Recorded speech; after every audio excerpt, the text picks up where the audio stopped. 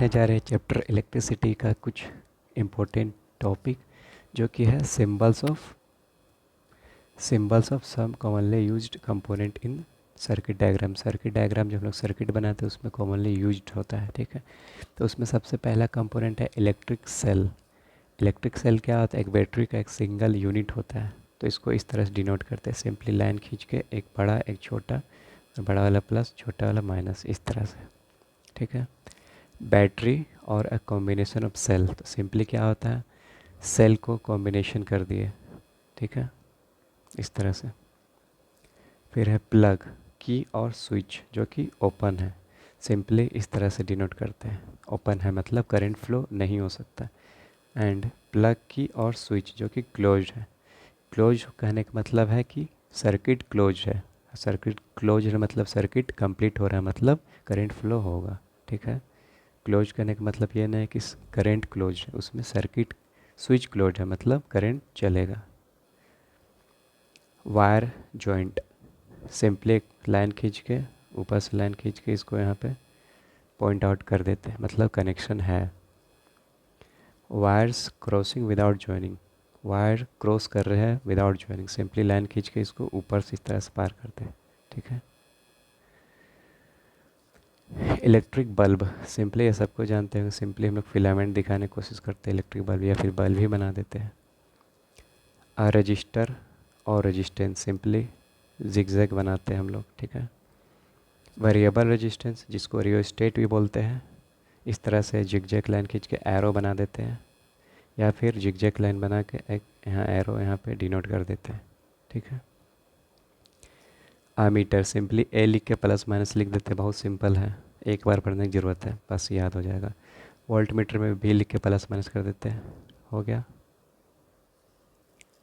इसके बाद इसी चैप्टर में हम लोग एक्सरसाइज में आते थे, इसमें 4th नंबर क्वेश्चन बताने जा रहे हैं, बहुत इंपॉर्टेंट है।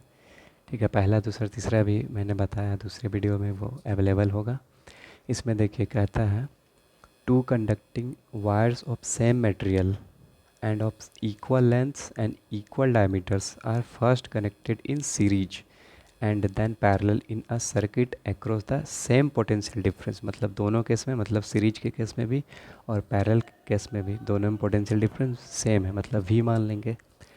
तो क्वेश्चन है फाइनल कि the ratio of heat produced in series and parallel combination would be, जो हीट प्रोड्यूस होगा सीरीज के केस में और पैरेलल के केस में, उन लोग दोनों का रेशियो पूछा है। ठीक है, तो देखिए मैंने दोनों का डायग्राम बना लिया है। इसमें क्या है कि फर्स्ट केस में दोनों को सीरीज में जोड़ा है, ठीक है, मतलब साइड बाय साइड, और सेकंड केस में पैरेलल में। देखिए यहाँ पे बहुत ध्यान से पढ़िएगा क्वेश्चन, यहाँ पे बोलता है first connected in series and then parallel. इसमें शुरुआत में बोला सेम मटेरियल का बना हुआ है, मतलब दोनों को रेजिस्टिविटी सेम होगा, इस केस में भी सेम होगा, रो है तो रो ही होगा। ठीक है, रेजिस्टिविटी सेम है और इक्वल लेंथ भी है, मतलब इसका लेंथ एल है तो इसका भी एल होगा, मतलब यहाँ भी एल एल लेंथ का है। एंड इक्वल इक्वल डायमीटर है, मतलब क्रॉस सेक्शन एरिया भी सेम होगा। देखिए मैंने डायग्राम में क्रॉस सेक्शन एरिया सेम बनाया है, मतलब जो कट सेक्शन आएगा वो सेम होगा। ठीक है, मतलब सेम थिकनेस का होगा, कहने का मतलब है। ठीक है, तो सब चीज़ इक्वल है, मतलब कह सकते हैं कि सबका रेजिस्टेंस बराबर है, मतलब इसका भी आर है, मैंने यहाँ लिख भी दिया है, इसका भी आर है और यहाँ भी दोनों का आर है। लेकिन कनेक्शन क्या है कि पहला केस में सीरीज में है, दूसरा केस में पैरेलल में। देख ले यहाँ पे मैंने कनेक्शन बैठा दिया है, देखिए सर्किट कंप्लीट हो गया, कनेक्शन कर दिया। ठीक है, यहाँ भी कनेक्टेड है, करंट फ्लो हो रहा है। और हाँ, पोटेंशियल भी दोनों केस में भी है। ठीक है, दोनों का पोटेंशियल सेम है। ठीक, तो अब यहाँ पूछा है कि रेशियो ऑफ हीट प्रोड्यूस, ठीक है ना, बहुत इंपॉर्टेंट चीज़ है, heat produce in series and parallel.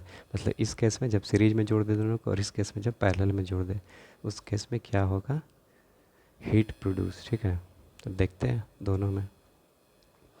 इस केस में देखिए हीट का फॉर्मूला होता है H=VIT होता है, या फिर I² RT होता है, या फिर V²/R/T होता है। ठीक है, यही फार्मूला बस यूज करेंगे, हम लोग का आंसर आ जाएगा। बहुत इंपॉर्टेंट फार्मूला है, आगे मैं वीडियो लाऊंगा उसमें बता दूंगा ये फार्मूला कैसे आता है, कुछ रटने की ज़रूरत नहीं है। ठीक है, तो ये फार्मूला होता है H=VIT = I² R = V² R/T। T. ठीक है, तो हीट पूछा है, तो देखिए इस केस में हीट कैसे होगा, जब सीरीज में होगा तो सीरीज के केस में सिंपली इसमें क्या हो रहा है, देखिए करंट मैंने अलग अलग दर्शाया, ध्यान देने वाला बात है। यहाँ पे करंट I1 है तो यहाँ पे I2 है। क्यों, बहुत का डाउट होगा, तो जब रेजिस्टेंस सेम है तो करंट भी सेम होना चाहिए। रेजिस्टेंस एक यूनिट का सेम है, लेकिन कॉम्बिनेशन वाइज तो अलग अलग हो, क्योंकि यहाँ पे सीरीज कॉम्बिनेशन हो रहा है। ठीक है ना, यहाँ पे सीरीज कॉम्बिनेशन हो रहा है और यहाँ पैरेलल, तो करंट दोनों में अलग अलग होगा। ठीक है, तो देखते हैं पहला केस में हीट कितना होगा। ठीक है, निकालते हैं, देखते हैं कितना होता है हीट। तो देखिए इसमें मान लेते हैं I1 करंट होगा। ठीक है, तो H is equal to, direct ये फार्मूला से हम लोग चलते हैं, क्योंकि करंट यहाँ पे सेम होगा। देखिए सीरीज में हम लोग पता है करंट सेम होता है। ठीक है, मतलब इसमें करंट I1 जाएगा तो इसमें भी करंट I1 ही जाएगा, एक ही रास्ता है, एक ही पाथ है। तो सिंपली ये फार्मूला यूज़ करेंगे, I square R into T.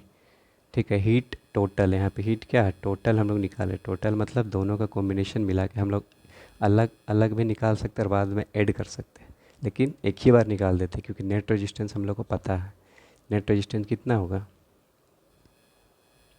यहाँ पे आर नेट कितना होगा, क्योंकि पता है सीरीज में है, तो R1 प्लस R2 हो जाएगा, मतलब R प्लस R, मतलब 2R होगा, R नेट। ठीक है, 2R हो जाएगा। ठीक है, तो यहाँ पे I कितना होगा, यहाँ पे अब देखिए I1 के भी वैल्यू निकालना पड़ेगा और यहाँ भी I2 के वैल्यू हम लोग निकालेंगे। क्यों, क्योंकि दोनों का करंट सेम नहीं होगा, अलग अलग होगा। तो पहले I1 के वैल्यू भी निकाल लेते हैं। ठीक है, तो I1 के वैल्यू कितना होगा, I1 इज इक्वल टू, देखिए हम लोग को पता है ओम्स लॉ से V is equal to IR होता है ना, V is equal to IR होता है, मतलब I इज इक्वल टू, मतलब I1 is equal to V upon R। V कितना दिया हुआ है, क्योंकि दोनों का पोटेंशियल सेम है, दोनों का सोर्स सेम है, मतलब V अपॉन R कितना होगा, क्योंकि रेजिस्टेंस अभी हम लोग निकाले सीरीज में है तो 2R हो जाएगा, मतलब I1 आ गया V अपॉन 2R। ठीक है, अब सिंपली हीट का फॉर्मूला हम लोग निकाल रहे हैं। ठीक है, heat is equal to I square R। I square मतलब क्या, ये I1 इसका स्क्वायर, मतलब V स्क्वायर, ये इसका वैल्यू यहाँ पुट कर रहे हैं, V स्क्वायर अपॉन ये 4R स्क्वायर हो जाएगा, इंटू R कितना हो जाएगा, R नेट है, मतलब 2R into time T time में निकाले दोनों का कैलकुलेशन सेम समय में कर रहे हैं। ऐसा तो टाइम क्या है, वैल्यू है, तो ऐसा तो नहीं करेंगे, एक का 1 घंटा में निकालेंगे, एक का 2 घंटा में, समय सेम होगा, मतलब इसमें टी है इसमें भी टी ही रहेगा। ठीक है, तो ये आ गया H हीट। इसमें दोनों का रेशियो पूछा है, तो मतलब इसका भी निकालना पड़ेगा सेकेंड केस में, तो इसमें भी यही फार्मूला यूज करेंगे। ये फार्मूला यूज कर सकते हैं, लेकिन यहाँ पे चूँकि पैरेलल में है और हम लोग को पैरेलल में जानते हैं कि पोटेंशियल डिफरेंस सेम रहता है, तो फिर करंट हम लोग क्यों निकालें, है ना, करंट हम लोग क्यों निकालें, जब पोटेंशियल के टर्म में हम लोग निकाल सकते हैं, दोनों का पोटेंशियल सेम होगा। यहाँ करंट के टर्म में इसलिए निकाले क्योंकि करंट सेम था, लेकिन यहाँ पोटेंशियल के टर्म में निकालेंगे, तो यहाँ पे H इज इक्वल टू कितना हो जाएगा, फार्मूला से V square by R into T. ठीक है, तो यहाँ पोटेंशियल दोनों का कितना होगा, V ही होगा, क्योंकि देखिए पैरेलल में है। ठीक है ना, पैरेलल में मतलब पोटेंशियल ड्रॉप सेम होता है। ये कॉन्सेप्ट आप लोगों को दूसरे जगह पता चलेगा, मतलब इसी चैप्टर में दूसरे वीडियो में पता चलेगा। तो यहाँ पे potential V square upon R। अब देखिए पैरेलल में रेजिस्टेंस क्या होता है, अगर सेम रहता है तो आधा हो जाता है। ये जो फॉर्मूला होता है रेजिस्टेंस का पैरेलल में, R is equal to R parallel is equal to 1/R1 plus 1/R2। ठीक है ना, तो उससे निकाल लेंगे तो रेजिस्टेंस आधा हो जाएगा इस केस में, क्योंकि पैरेलल में, तो R/2 हो जाएगा, इनटू टाइम t ही रहेगा। ठीक है, क्योंकि सेम समय हम निकाल रहे हैं, और ये H2 मान लेते हैं और इसको H1, तब दोनों को रेशियो ले लीजिए, बस आ गया आंसर, मतलब H1 अपॉन H2, यही तो पूछा है। तो H1 का वैल्यू कितना है, V square upon 4R square into 2R into T upon क्या करेंगे H2 का वैल्यू है V स्क्वायर अपॉन R/2, मतलब R और बाय 2 था वो ऊपर चला जाएगा। ठीक है, और ये टाइम नीचे ही रहेगा, क्योंकि इसके सीधा में तो ये भी नीचे आएगा। ठीक है, तो यहाँ पे देखिए V स्क्वायर से V स्क्वायर कट गया, टी से टी कट गया, ठीक है।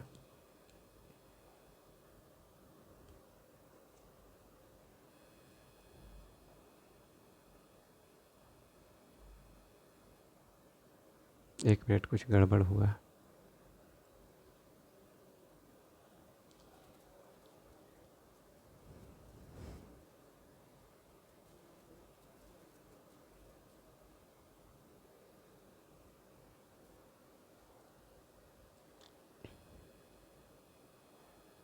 ये आर से आर कट गया,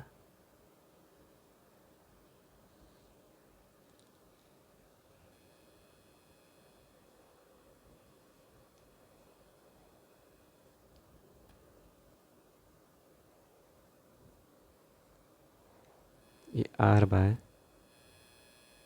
2, ठीक है। मतलब ये हो जाएगा V square upon 4r² into 2r/t upon V square into T into 2 हो जाएगा, बट्टे आर हो जाएगा।